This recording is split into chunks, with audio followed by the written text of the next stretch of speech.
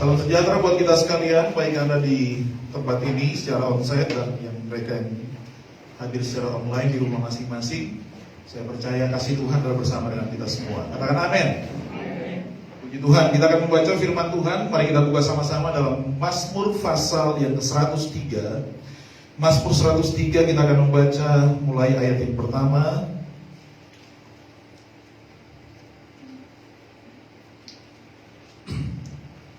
Kita akan baca cukup panjang ayat hari ini sampai ayat 22. Bagi saudara yang jarang baca Alkitab, biasanya saudara baca di gereja. Mazmur 103 ayat yang pertama sampai ayat yang terakhir 22. Yang sudah dapat katakan amin. Amin. Yang diberi judul Pujilah Tuhan hai jiwaku. Demikianlah firman Tuhan. Dari Daud, pujilah Tuhan hai jiwaku. Pujilah namanya yang kudus, hai segenap batinku. Pujilah Tuhan, hai jiwaku, dan janganlah lupakan segala kebaikannya. Dia yang mengampuni segala kesalahanmu, yang menyembuhkan segala penyakitmu. Dia yang menebus hidupmu dari lubang kubur, yang memahkotai engkau dengan kasih setia dan rahmat. Dia yang memuaskan hasratmu dengan kebaikan, sehingga masa mudamu menjadi baru seperti pada burung raja-wali. Tuhan menjalankan keadilan dan hukum bagi segala orang yang diperas. Ia telah memperkenalkan jalan-jalannya kepada Musa dan perbuatan-perbuatannya kepada Israel. Tuhan adalah penyayang dan pengasih, panjang sabar dan berlimpah kasih setia. Tidak selalu ia menuntut, dan tidak untuk selama-lamanya ia mendendam. Tidak dilakukannya kepada kita setimpal dengan dosa kita, dan tidak dibalasnya kepada kita setimpal dengan kesalahan kita. Tetapi setinggi langit di atas bumi, demikian besarnya kasih setianya atas orang-orang yang takut akan Dia. Sejauh timur dari barat, demikian dijauhkannya daripada kita pelanggaran kita. Seperti Bapa sayang kepada anak-anaknya, demikian Tuhan sayang kepada orang-orang yang takut akan Dia. Sebab Dia sendiri tahu apa kita. Dia ingat bahwa kita ini debu. Adapun manusia hari-harinya seperti rumput, seperti bunga di padang, demikianlah ia berbunga. Apabila angin melintasinya, maka tidak ada lagi ia, dan tempatnya tidak mengenalnya lagi. Tetapi kasih setia Tuhan dari selama-lamanya sampai selama-lamanya atas orang-orang yang takut akan Dia, dan keadilannya bagi anak cucu, bagi orang-orang yang berpegang pada perjanjiannya dan yang ingat untuk melakukan titahnya. Tuhan sudah menegakkan tahtanya di sorga, dan kerajaannya berkuasa atas segala sesuatu. Pujilah Tuhan hai malaikat-malaikatnya, hai pahlawan-pahlawan perkasa yang melaksanakan firman-Nya dengan mendengarkan suara firman-Nya. Pujilah Tuhan hai segala tentaranya, hai pejabat-pejabat yang melakukan kehendak-Nya. Pujilah Tuhan hai segala buatannya, di segala tempat kekuasaannya. Pujilah Tuhan hai jiwaku. Katakan amin ke firman Tuhan. Saudara, mendengar keadaan hari-hari ini kita sedikit khawatir tentunya, ya. Kalau kita ikut pemberitaan mengenai India, bagaimana virus corona baru, saudaraku, yang muncul, ya. Ini kayak itu ya, kayak produk itu, saudaraku, handphone baru, kayak versi terbaru, atau ada mungkin minuman terbaru yang masuk di kota Palu, ya, yang kita kejar-kejar, apa lagi, saudara, ya. Tapi ini kalau hal seperti itu mungkin kita suka, tapi kalau virus generasi terbaru, saudara, ini tentunya ya sedikit mengkhawatirkan beberapa orang. Kalau kita lihat situasi di India, itu sungguh-sungguh luar biasa menurut saya, ya. Dan seandainya itu masuk ke Indonesia, katanya sudah masuk ke Malaysia, Singapura atau di mana, saudaraku, ada katanya juga sudah ada di Indonesia. Saya tidak tahu apa yang terjadi. Tapi saya percaya Tuhan mengendalikan segala sesuatu. Amin, saudara. Tuhan mengendalikan segala sesuatu. Sebab kalau kita ditentukan mati karena corona, kita pasti mati karena corona, ya. Alkitab mengatakan barang siapa ditentukan mati dengan pedang, akan mati dengan pedang. Kalau kita tidak ditentukan mati karena pedang, kita tidak akan mati dengan pedang. Barang siapa ditentukan mati karena penyakit, ya tentunya akan mati karena penyakit, saudara. Percayalah bahwa Tuhan mengendalikan segala sesuatu. Tuhan memiliki rancangan yang sangat dalam yang tidak terselami oleh kita sekalian. Apa yang harus kita lakukan di tengah-tengah keadaan dan situasi seperti ini? Saudara, ayat-ayat yang baru kita baca, ada kalimat-kalimat yang berulang-ulang disampaikan di sini yang tentunya kita dengar. Apa itu? Pujilah Tuhan, hai jiwaku. Saudara, pujilah Tuhan, hai jiwaku. Pujilah namanya yang kudus, hai segenap batinku. Ini yang perlu kita lakukan di keadaan seperti ini. Di tengah badai, di tengah gelombang, di tengah situasi keadaan apapun juga, mari kita berkata, pujilah Tuhan, hai jiwaku. Ini namanya self-talking, saudara. Ini berbicara sendiri kepada diri sendiri. Bergumam, saudara. Kata merenungkan firman atau bermeditasi firman itu adalah seperti seekor sapi lembu yang memakan rumput, kemudian dia menelannya, menyimpan ya ada katanya lambung pertamanya, kemudian ketika dia beristirahat dia keluarkan lagi, kemudian dia kunyah itu. Ya, saya ingat orang Batak Karo, saudaraku, kalau potong sapi, mereka akan ambil bagian itu dan makanan yang ada di lambung itu dikeluarkan, diperas airnya, kemudian airnya itu dimasak dengan daging. Saya lupa nama makanannya, saya ingin mencobanya, saudara. Ya, katanya enak sekali, saudara. Ya, saudara, itu dari lambungnya si kerbau itu. Karena buktinya sapi waktu dia duduk, kemudian dia mengunyah kembali, memamah biah, saudaraku, itu sangat nikmat rasanya, seperti itu. Nah, demikian juga dengan di sini saya mau sampaikan kepada saudara dengan self-talking, berbicara kepada diri sendiri. Itu adalah mengeluarkan kembali apa yang selama ini kita terima, yang kita dengar lewat khotbah, lewat pembacaan firman yang kita dengarkan atau kita membacanya sendiri, itu kita keluarkan kembali, kemudian kita kunyah lagi. Kita mulai berbicara sendiri. Pujilah Tuhan, hai jiwaku.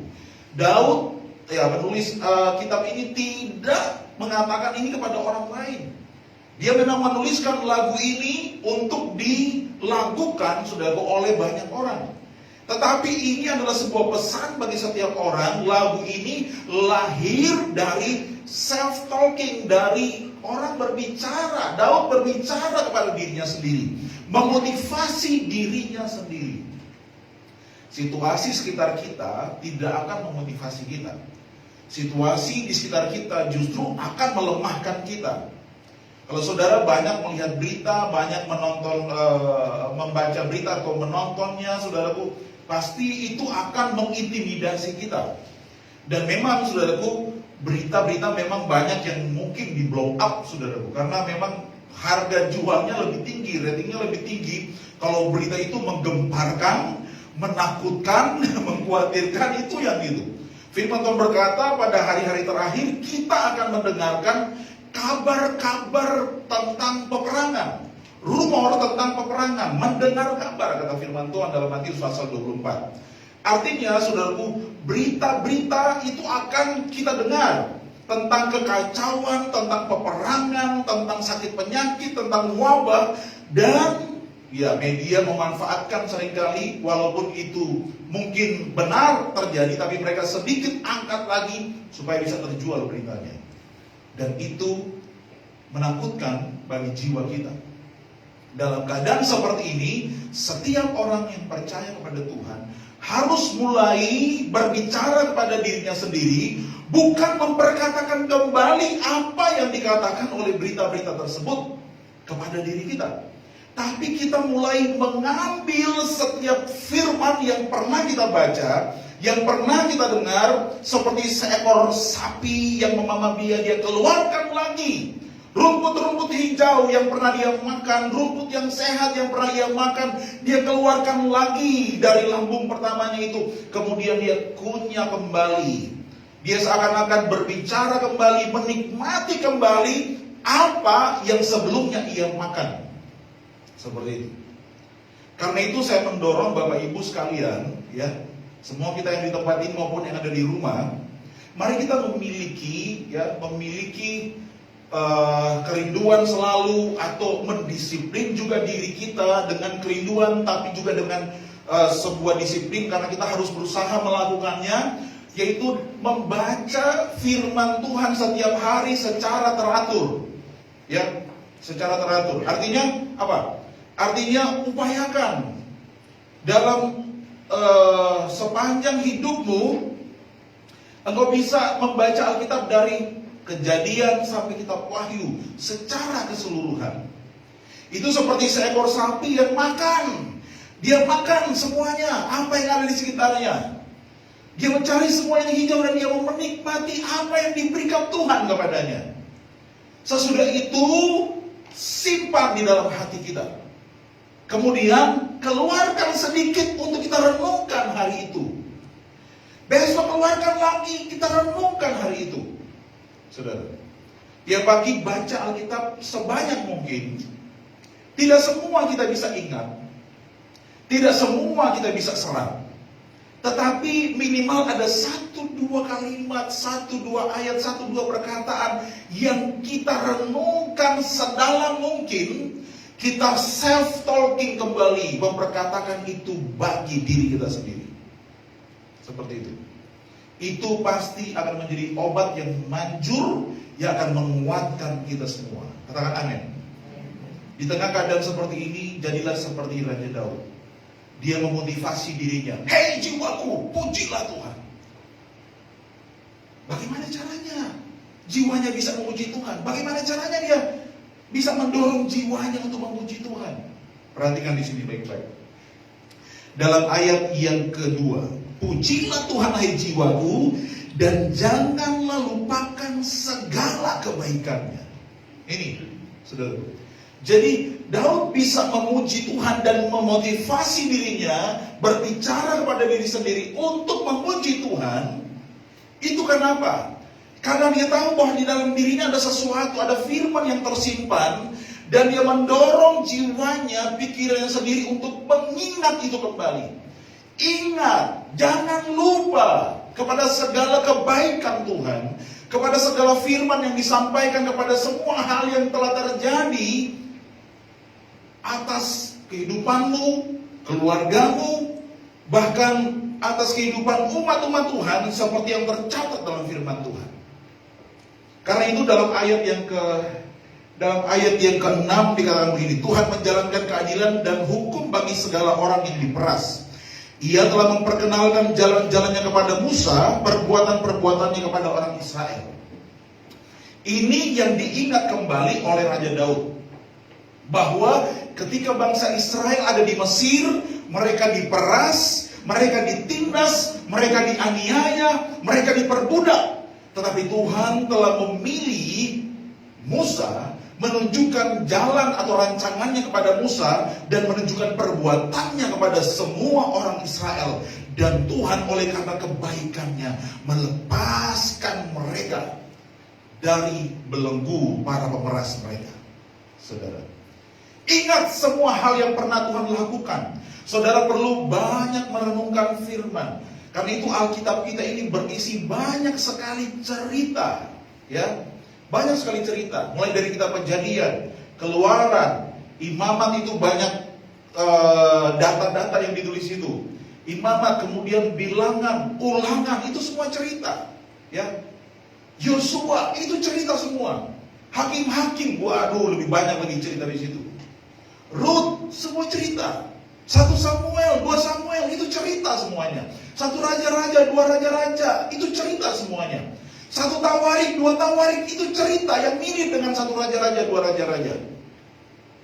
Karena para penulis Alkitab mengulangi lagi, menuliskannya kembali, cerita-cerita seperti yang pernah terjadi. Supaya apa? Supaya dari generasi ke generasi bisa mengingat perbuatan Tuhan. Ezra, Nehemia, Esther, Ayub, itu semua cerita. Mazmur masuk perenungan pujian. Amsal, kata-kata bijak. Pengkhotbah, kata-kata bijak di situ. Kidung Agung, itu bacaan bagi suami istri. Seperti itu. Yesaya, itu nubuatan. Yeremia, nubuatan. Semua kitab nabi-nabi itu semua nubuatan ada di sana. Tapi ada kitab Daniel, itu cerita tentang akhir zaman, apa yang akan terjadi. Wah, itu luar biasa loh saudara. Baru saudara bisa masuk ke perjanjian baru. 4 Injil itu adalah cerita. Kisah Rasul adalah cerita. Baru kemudian masuk pada surat-surat berbagai nasihat dan pengajaran di situ. Saudara, terakhir kitab Wahyu, itu cerita yang mengandung banyak simbol. Saudara yang suka simbol-simbol, saudara yang suka belajar tentang rahasia sesuatu, saudara yang suka belajar tentang apa makna dari lambang ini, baca kitab Wahyu. Dan itu semua tentang akhir zaman. Itu luar biasa loh saudara. Dan kalau kita membacanya, kita merenungkannya, saya percaya saudara, maka itu akan sangat bermanfaat buat kita semua. Daud merenungkan semua itu. Karena itu dia bisa self-talking, berbicara kepada dirinya sendiri untuk memuji Tuhan. Amin saudara. Amin. Nah, saudara yang dikasihi Tuhan, bagian mana dari semua kisah dalam firman itu yang dapat dengan kuat mendorong jiwa kita untuk memuji Tuhan? Dikatakan di sini, pujilah Tuhan hai jiwaku, janganlah lupakan segala kebaikannya. Katakan, kebaikan Tuhan. Jadi ini saudara ya, di tengah keadaan yang sukar, sulit, penuh dengan banyak kekacauan, ingatlah selalu akan kebaikan Tuhan.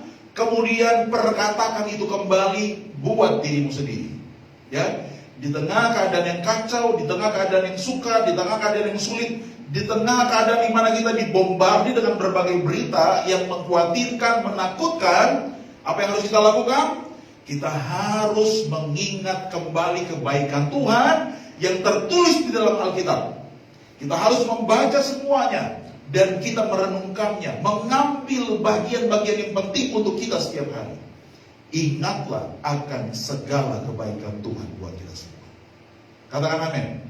Saudara, Raja Daud menyimpulkan beberapa hal mengenai kebaikan Tuhan yang ia alami di dalam kehidupannya.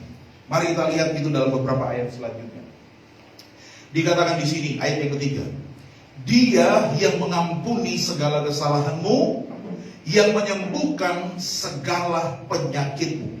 Yang pertama, apa kebaikan Tuhan yang Tuhan lakukan buat kita, yang harus kita selalu renungkan? Bahwa Dia adalah Tuhan yang mengampuni kesalahan kita dan menyembuhkan penyakit kita. Ini artinya apa, saudara? Artinya kita ini manusia yang dikatakan dalam ayat tadi, kita ini debu. Kita seperti rumput, seperti bunga di padang. Debu, kita ini berpakaian yang bagus, rapi, wangi, saudara. Rambut kita sisir dengan rapi, pakaikan minyak rambut bagi para pria. Bagi para wanita, mungkin dia ke salon, dia gunting sedemikian rupa menurut model yang ada pada hari ini. Saudara suka memakai busana yang terbaik untuk ke gereja dan dalam aktivitas saudara. Tetapi dalam firman Tuhan kita diingatkan dalam Mazmur 103 ini, manusia itu hanya debu yang kotor sebenarnya. Amin, saudara. Kemudian apa lagi? Kita seperti rumput, kalau kita baca dalam ayat-ayat selanjutnya, kita sudah baca tadi. Seperti rumput dan bunga di padang, sebentar saja tumbuh, tapi waktu angin berhembus menjadi gugur, layu, bahkan tempatnya tidak mengenalnya lagi. Saudara, artinya apa? Walaupun kita kelihatan indah, kelihatan mulia, kita tuh hanya seperti rumput, hanya sebentar saja kehidupan kita, sebentar saja kemuliaan kita. Saudara, kita berupaya untuk membuat kita semakin baik ke depan. Kita berupaya untuk mengumpulkan banyak hal supaya orang bisa melihat kegemilangan kita. Tapi saya mau katakan, semua hal yang kita kumpulkan di dunia ini hanya sementara. Amin, saudara. Sesudah kita mati, kita tidak bawa itu. Orang lain yang menikmatinya. Orang lain yang menikmatinya. Ya, jadi semuanya hanya sementara. Hidup kita yang penuh kegemilangan, bahkan saya mau bilang sama anak muda, masa muda itu hanya sementara.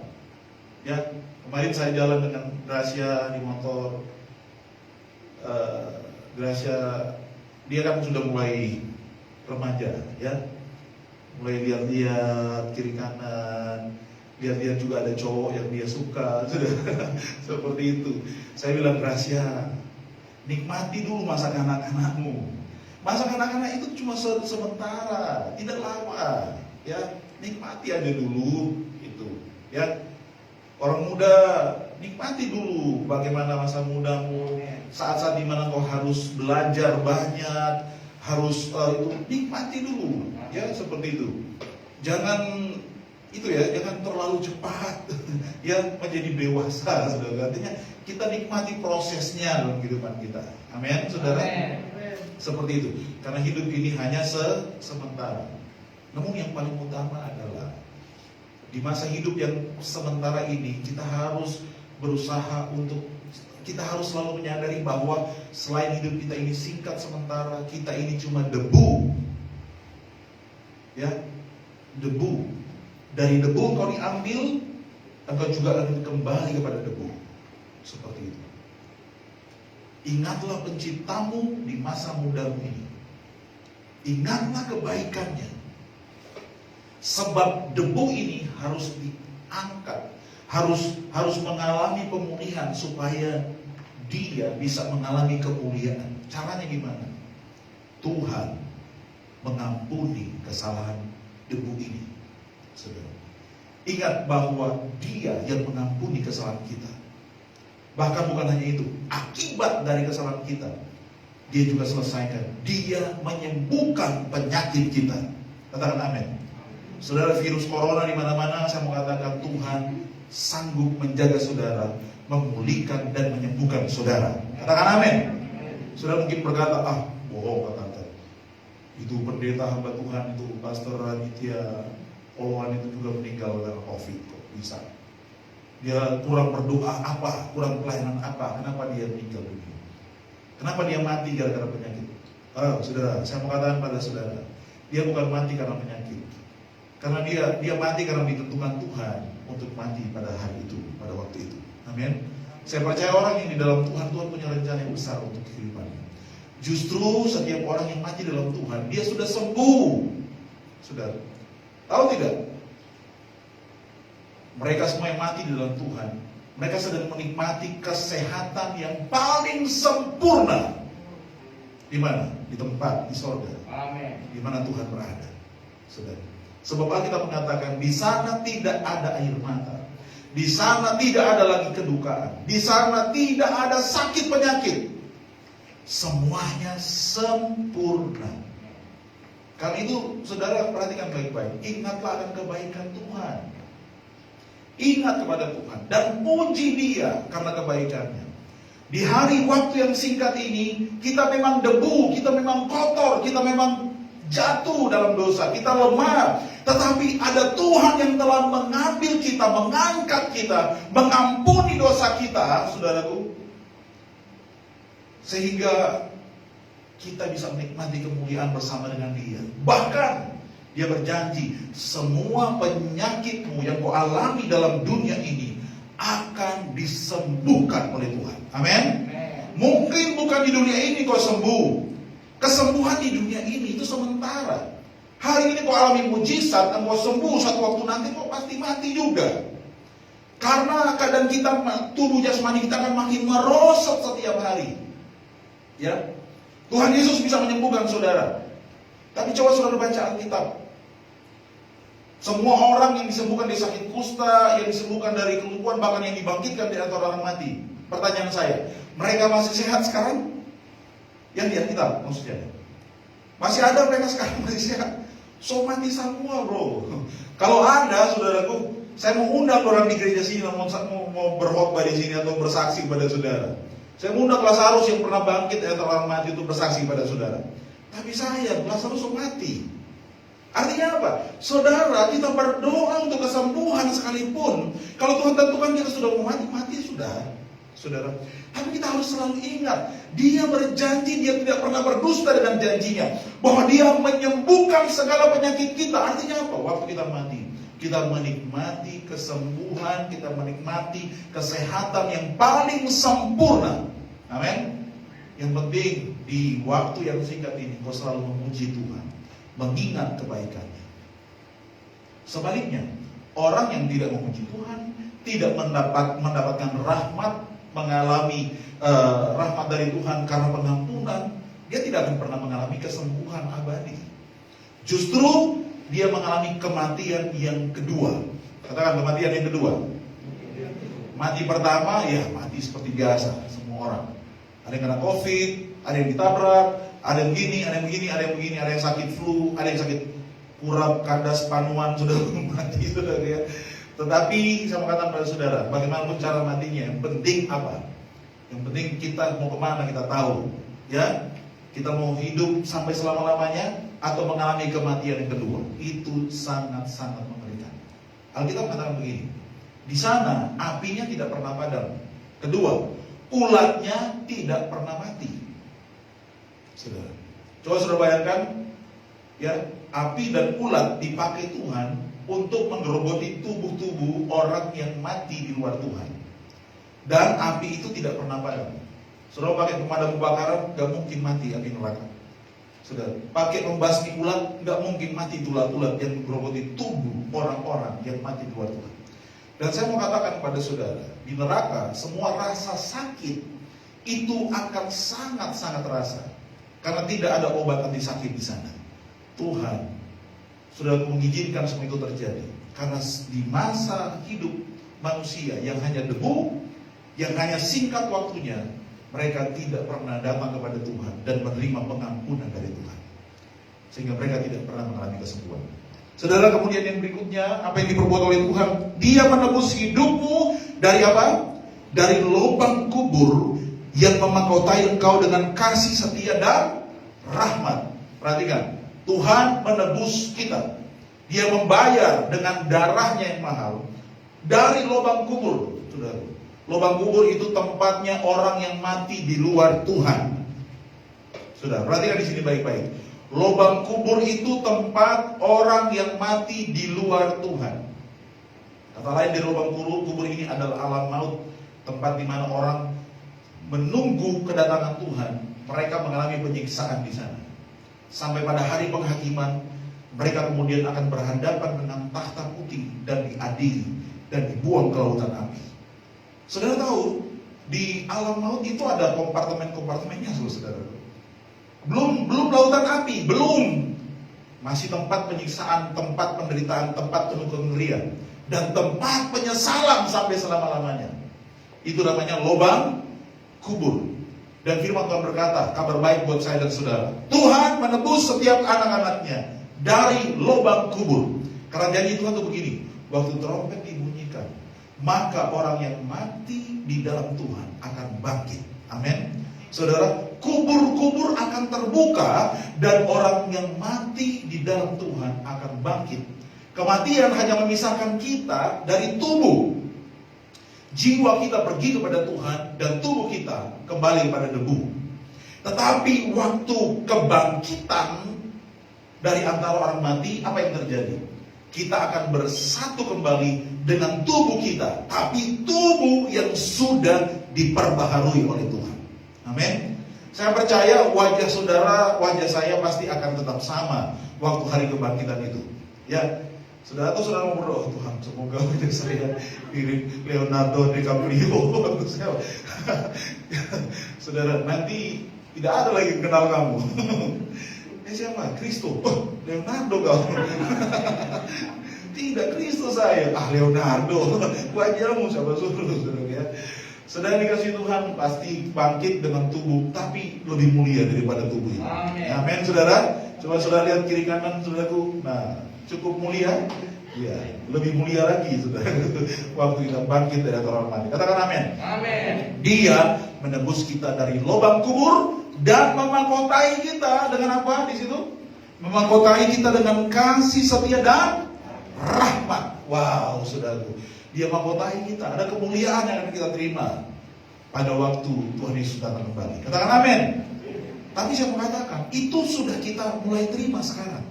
Saudara harus tahu, ketika kita dekat dengan Tuhan, mengasihi Tuhan, ketika kita percaya kepadanya, menerima kasih karunia-Nya, ada terang dalam hidup saudara, ada kemuliaan Tuhan dalam hidup kita.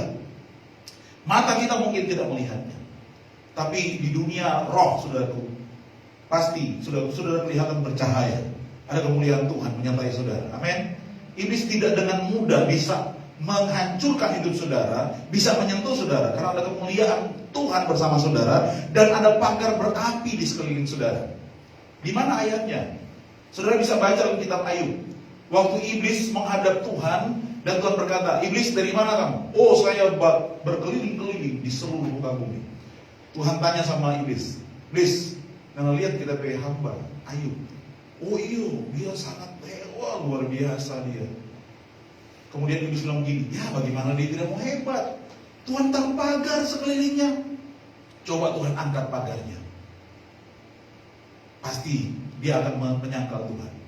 Itu yang terjadi di hidup kita. Tuhan angkat pagar untuk Ayub hanya untuk menguji Ayub. Perhatikan di sini baik-baik ya. Iblis hanya bisa menyentuh kita kalau Tuhan angkat pagarnya dan menguji kehidupan kita. Atau kita sendiri yang keluar dari pagar itu. Saudara, jangan sampai kalau lompat pagar ya, saudara, tetap di dalam pagar itu. Ya, biarlah saudaraku disentuh oleh iblis hanya karena Tuhan mau uji saudara. Dia angkat pagarnya. Tapi sayang sekali banyak orang Kristen dia lompat pagar sehingga iblis bisa sentuh dia. Ada kemuliaan bersama kita, ada kasih setia dan belas kasihan Tuhan mengelilingi kita, jadi perisai buat kita, bahkan menjadi mahkota buat kita. Iblis tidak bisa menyentuh kita. Itu janji bahwa nantinya kita juga akan menerima mahkota kemuliaan dari Tuhan. Katakan amin. Puji Tuhan. Kemudian yang terakhir yang Tuhan lakukan buat kita semua, Dia mengatakan begini, Dia memuaskan hasratmu dengan kebaikan, sehingga masa mudamu menjadi baru seperti pada burung rajawali. Ingat ini ya, Tuhan akan memuaskan hasrat kita, kerinduan kita, hidup kita ini dengan kebaikan. Dan apa di sini? Dia akan membaharui kekuatan kita menjadi muda kembali. Katakan muda kembali. Seperti pada burung rajawali. Apa artinya?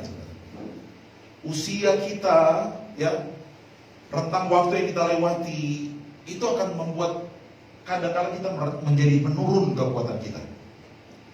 Saudara perhatikan di sini baik-baik. Ketika kita membangun sesuatu, membangun gereja, membangun rumah tangga, ya, ketika saudara mulai membangun karir, studi saudara, itu diawali dengan masa-masa di mana kau mulai merintis sesuatu.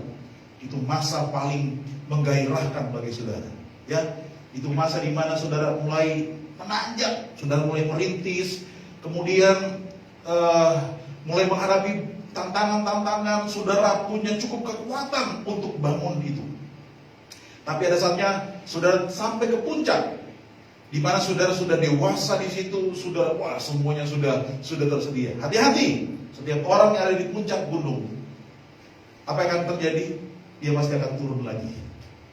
Nah, saudara ada di mana? Ada namanya masa bulan madu, saudara ya. Ketika masa bulan madu sudah lewat, masa sudah mapan. Ketika masa mapan sudah lewat, sudah mulai terasa bahwa semua berjalan secara rutin, dan itu mulai terasa jadi rutinitas. Kita mulai merasa bosan, tiba-tiba mulai menurun.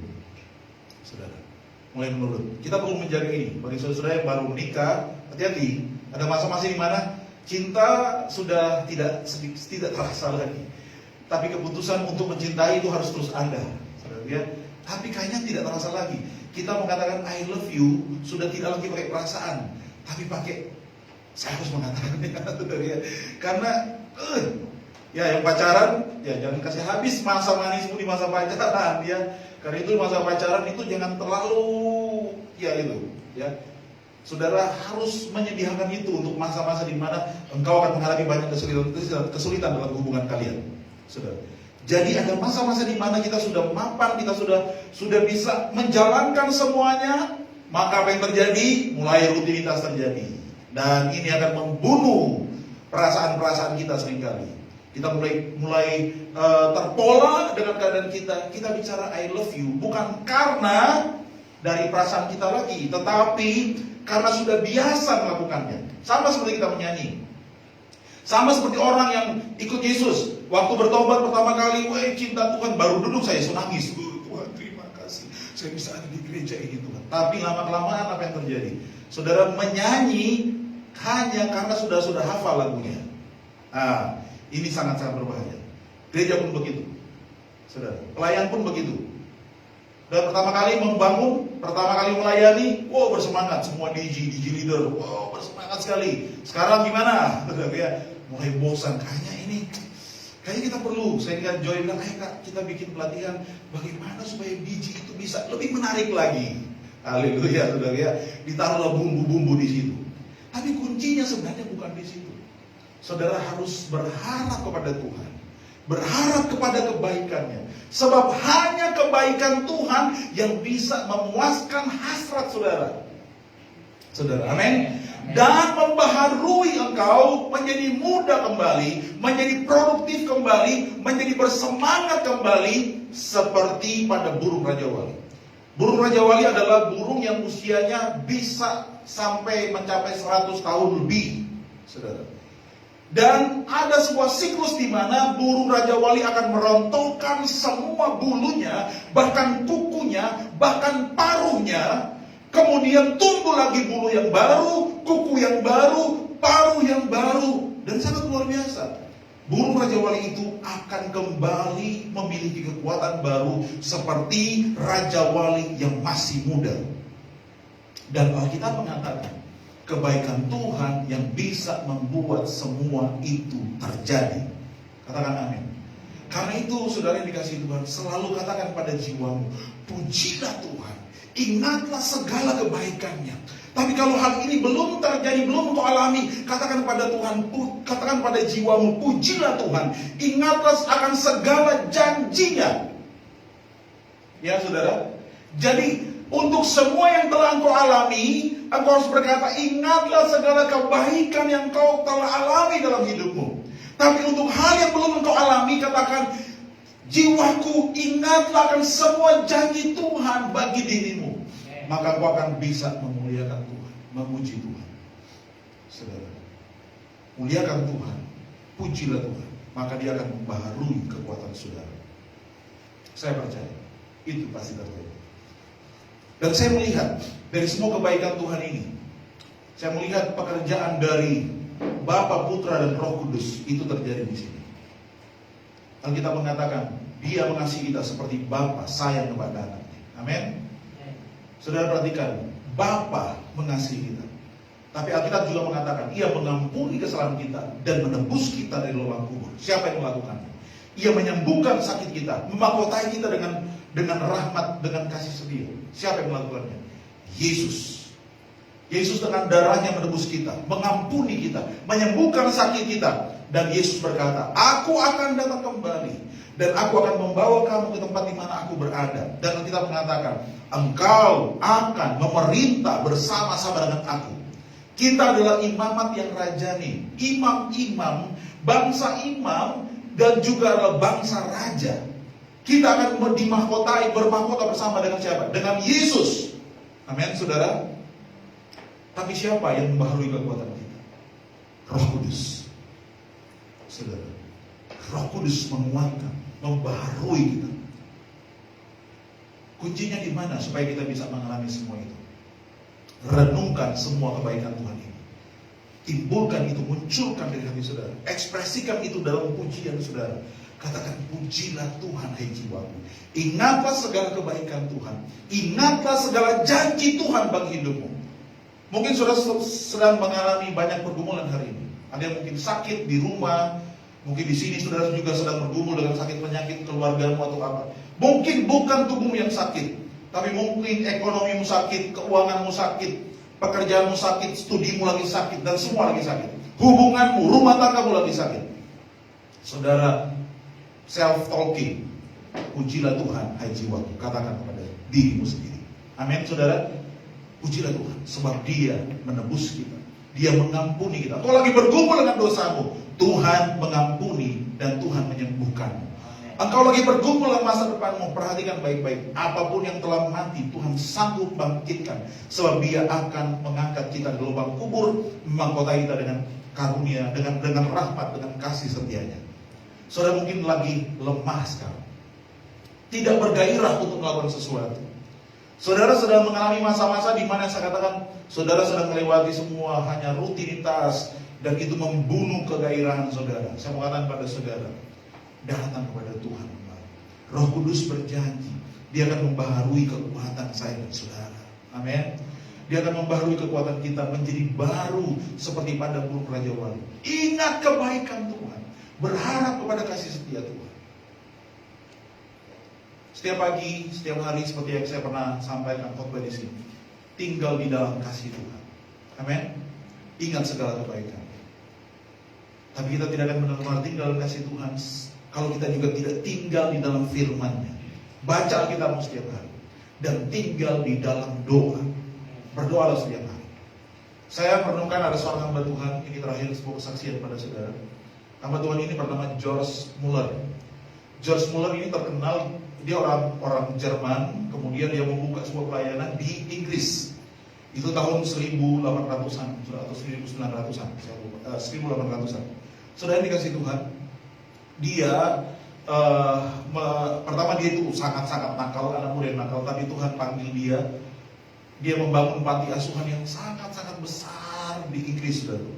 Dari nol, ya, dia tidak punya uang banyak, tapi yang diandalkan adalah apa? Doa. Dia berdoa. Dia tidak pernah memberitahukan apa yang ia perlukan. Bayangkan saudara, dia mengumpulkan banyak anak yatim piatu. Dan setiap pagi harus minum susu sarapan, setiap siang harus makan siang, setiap malam, setiap sore harus makan sore. Dan dia berkata begini, kadangkala sudah mau jam makan pagi, sarapan, tidak ada roti dan tidak ada susu, saudara.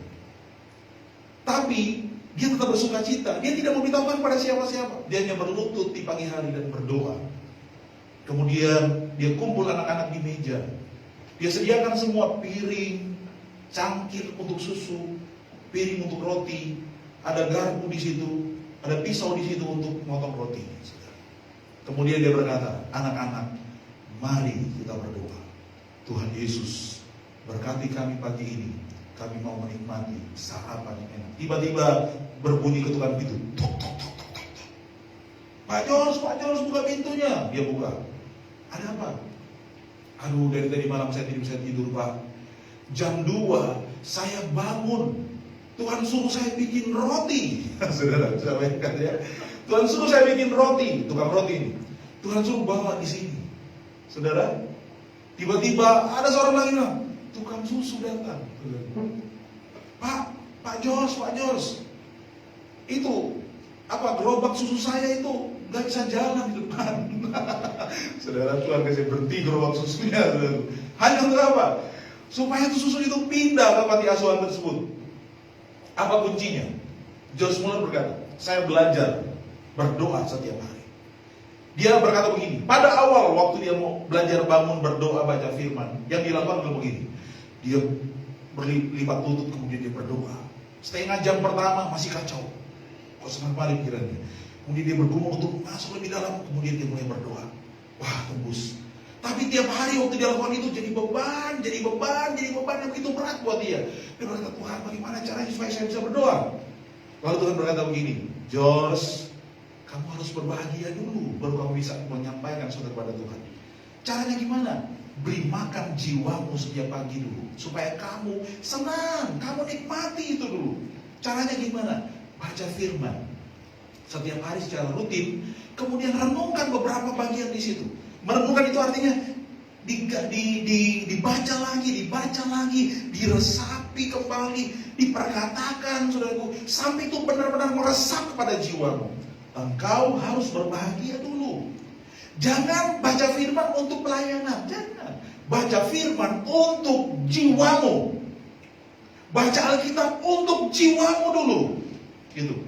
Sebab tidak mungkin engkau bisa membahagiakan orang lain kalau engkau tidak bahagia. Ya. Saudara, istri, suami, atau siapapun di sini, ya. Saudara ingin bahagiakan pasanganmu, bahagiakan orang tuamu, bahagiakan anakmu. Gimana caranya kalau engkau tidak bahagia? Saudara, dunia akan memberikan banyak alasan supaya kita tidak berbahagia. Tapi Alkitab mengatakan, Tuhan akan memuaskan hasrat kita dengan kebaikannya. Amin. Jiwamu harus berbahagia. Engkau harus renungkan firman setiap hari. Itu kunci kebahagiaan. Sehingga gak ada makanan, gak ada roti, tidak ada susu. Dia cuma mengucap syukur, terima kasih buat susu dan roti pada hari ini. Dalam nama Yesus. Tuk, tuk, tuk. Roti masuk. Tuk, tuk, tuk. Susu datang. Saudara, luar biasa. Dan dia berkata, karena doa, maka apa yang terjadi? Sepanjang pelayanannya, kalau dia hitung semua dana yang dia dapat melalui doa, itu 20 juta US dollar pada zaman itu, saudara. Bukan hitungan zaman sekarang, zaman itu. Sudah bisa bayangkan? Dari nol, tidak ada apa-apa. Dia pernah jalankan proposal? Enggak pernah. Dia pernah bilang sama orang lain bahwa dia punya kebutuhan? Tidak pernah. Malah dia berkata begini, engkau menghina Tuhan kalau engkau berkata tentang kekuranganmu kepada orang lain dengan tujuan supaya orang lain berbelas kasihan kepadamu. Saya mau, saudaraku, di gereja kita belajar untuk itu. Amin. Walaupun sok kosong, saudara, jangan datang sama orang minta-minta. Lu tolong saya punya banyak uang, tambah lagi supaya orang jatuh hati, berbelas kasihan.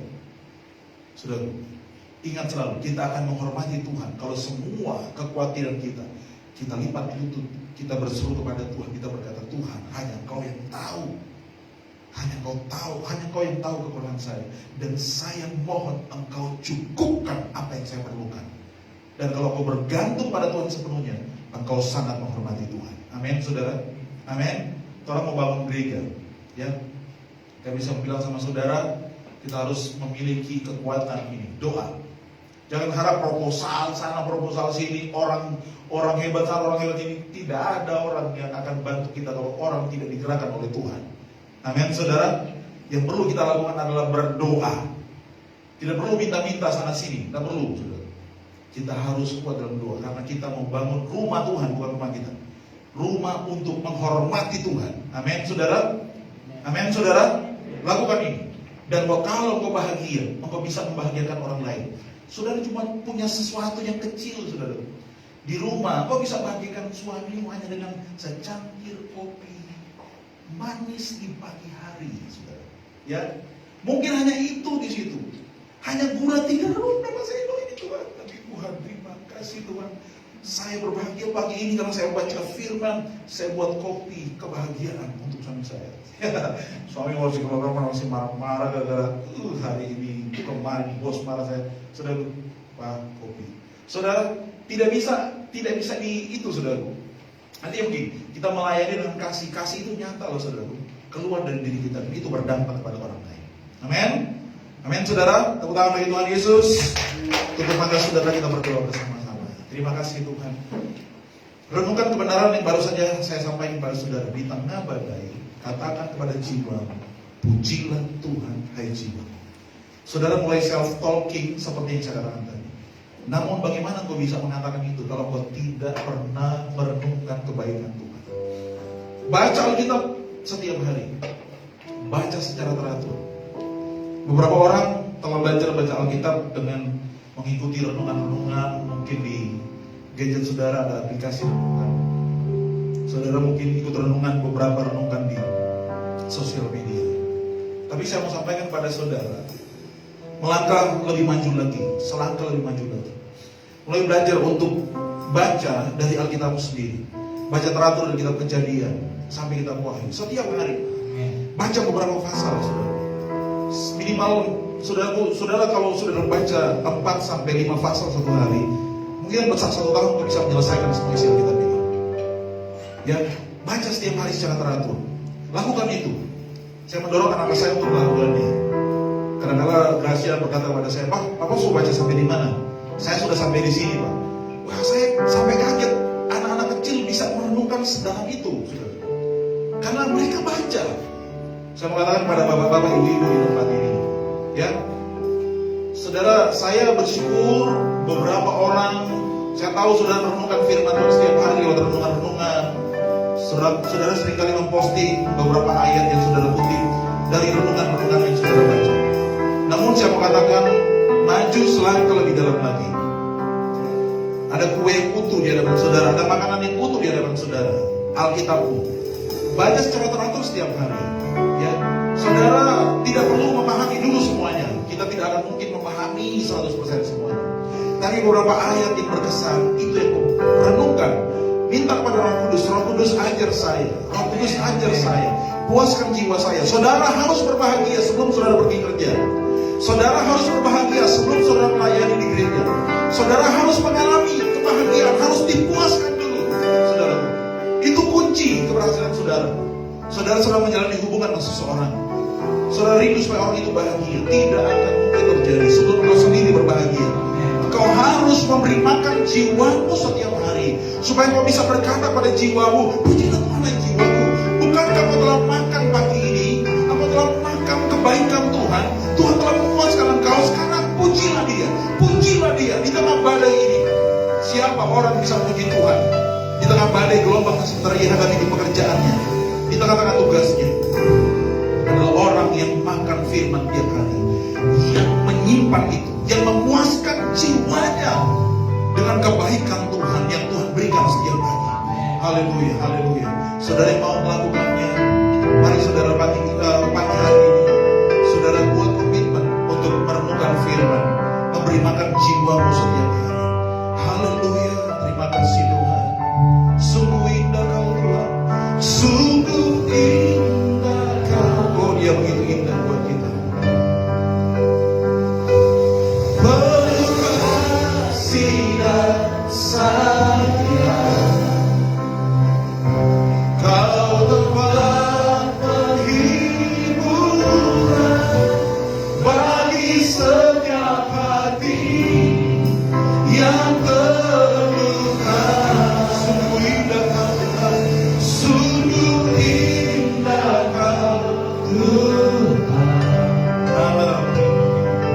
Berharap perlindungan, Kau sumber kekuatan, Kau sumber kekuatan bagi semua orang yang membutuhkan. Mari kita bangkit berdiri bersama-sama. Kita akan mengakhiri pada kita pagi ini. Katakan sekali lagi pujian ini. Sungguh indah, oh sungguh indah bagi kami. Kami mau menikmati segala kebaikan yang Kau sediakan buat kami setiap hari. Kami mau berkata pada jiwa kami, pujilah Tuhan hai jiwaku, indahlah segala kebaikan. Pujilah Tuhan segenap hatiku. Sungguh indah, sungguh indah Kau Tuhan. Perlindungan, Kau sumber kekuatan, Kau sumber kekuatan bagi semua orang yang membutuhkan. Sumber kekuatan, sumber kekuatan, sumber kekuatan, sumber kekuatan. Kau sumber kekuatan, sumber kekuatan bagi semua orang yang membutuhkan. Berikan tepuk tangan bagi Tuhan Yesus. Terima kasih Tuhan. Kami percaya bahwa sumber kekuatan kami bagi setiap jiwa yang membutuhkan. Kami percaya Tuhan. Kami percaya di tengah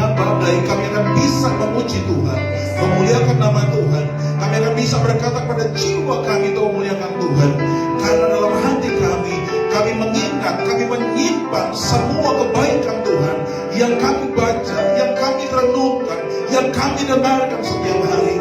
Hamba berdoa dalam nama Yesus, biarlah setiap jemaat akan terus didorong untuk tetap tinggal dalam kasih Tuhan, tinggal dalam firman Tuhan, tinggal terus dalam doa-doa setiap hari. Ajar kami setiap pagi, setiap hari, kami mengisi jiwa kami dengan segala kebaikan Tuhan.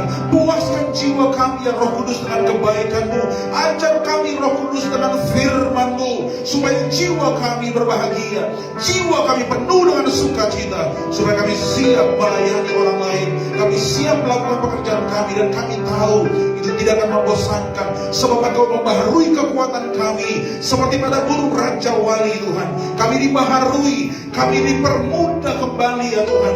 Kami menjadi produktif lagi untuk melangkah kembali mencapai puncak Tuhan, panggilan Tuhan atas hidup kami. Terima kasih Bapa Surgawi, Hamba bersyukur buat firman-Mu. Berkati seluruh jemaat Tuhan dimanapun berada. Berkati jemaat Tuhan yang hadir pada saat ini. Sembuhkan yang sakit ya Tuhan. Engkau yang mengampuni dan menyembuhkan penyakit kami Bapa. Engkau akan membangkitkan semua hal yang mati dari hidup kami. Baharui kekuatan kami, sebab Engkau yang mengangkat kami dari lubang kubur dan memahkotai kami dengan kasih karunia dan rahmat-Mu dalam nama Yesus. Perbaharui kekuatan kami, puaskan kami setiap hari. Kami percaya ada kekuatan untuk menghadapi situasi hari ini. Ada anugerah Tuhan bagi kami semua. Terima kasih Bapa buat kebaikan-Mu. Terima kasih Yesus buat pengorbanan-Mu dan penebusan-Mu. Terima kasih Roh Kudus buat penghiburan dan kekuatan yang kami terima. Anugerah Tuhan bersama dengan kami. Berkati gereja Tuhan, berkati bangsa kami, berkati gereja kami, berkati kota dan provinsi kami dalam nama Yesus. Berkati umat-umat Tuhan, semua pelayan Tuhan yang melayani hari ini, semua jemaat Tuhan dimanapun berada dalam nama Yesus. Berkati pemilik gedung ini, berkati kami semua. Kami berdoa secara khusus untuk Hero yang akan melangsungkan pernikahan pada tanggal 12 nanti dalam nama Yesus. Tuhan memberkati, Tuhan tolong ya Tuhan, sertai, berikan kekuatan, berikan Tuhan Yesus penyertaan Tuhan bagi hidupnya.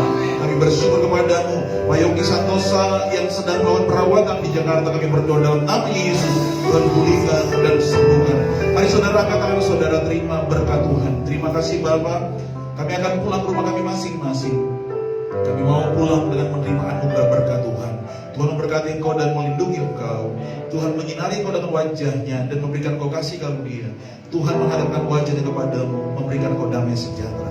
Mari kita pulang ke rumah kita masing-masing. Terima dan bawa berkat yang melimpah dari Bapa kita yang baik, dari Kristus Yesus Tuhan yang menebus, yang mengampuni kita dengan kasih setia dan rahmat yang memahkotai kita, dan penyertaan dari Roh Kudus yang menguatkan, yang membaharui kekuatan kita, diperbaharui seperti pada burung Raja Wali. Kau akan berjalan makin lama makin kuat untuk menghadap Tuhan di Sion surgawi sampai selama-lamanya. Terimalah berkat ini dalam nama Tuhan Yesus Kristus. Haleluya. Semua diberkati, katakan bersama saya, amin. Tuhan, bagi Tuhan Yesus, silakan duduk kembali. Terima kasih buat yang sudah hadir pada hari ini. Dan sebagai pengumuman, saudaraku, doakan Hero tanggal 12 nanti akan melangsungkan pernikahan, dan sesudah itu mereka akan kembali ke Kota Palu. Satu keluarga akan datang ke Kota Palu, dan kita bersyukur buat semua itu. Juga berdoa saudara untuk Ganang Yolanda juga akan melangsungkan pernikahan tanggal 21, dan saudara akan ada banyak persiapan. Sepanjang minggu ini ada beberapa kegiatan yang saudara jangan lewatkan. Yang pertama, ingat kembali hari Kamis nanti kita akan merayakan hari kenaikan Tuhan Yesus ke sorga. Itu bertepatan dengan Lebaran kalau nggak salah. Soalnya di sini ada ibadah, mungkin jam 9 pagi ya. Kalau gereja pagi mungkin nggak ada ibadah. Nanti tolong Pak Levi bisa bertanya sama dia sebentar. Jadi kita akan ibadah pagi di tempat ini hari kenaikan Tuhan Yesus Kristus. Kemudian akan ada doa pada hari Jumat. Kemudian akan ada latihan spesial event youth kapan? Aku sih minggu depan. Oh ya, belum sekarang. Ya, puji Tuhan, Tuhan Yesus memberkati kehadiran saudara sekalian. Sampai berjumpa kembali pada ibadah selanjutnya. Shalom.